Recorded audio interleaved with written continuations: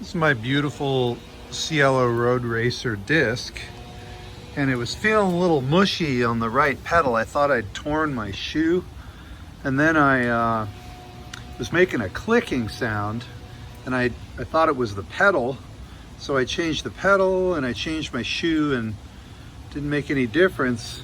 And then yesterday, here, let's see if I can show. You see that? The whole inside of the crank arm is that motion apparent? This is just like 20 pounds of hand pressure.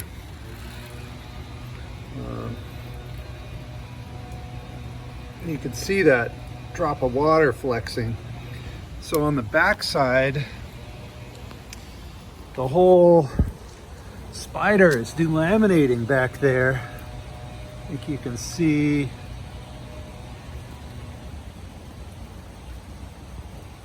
Yeah, right there. You can see that the whole spider is torn apart. So I'm about to take it into the bike shop, and they're gonna apparently give me a new one.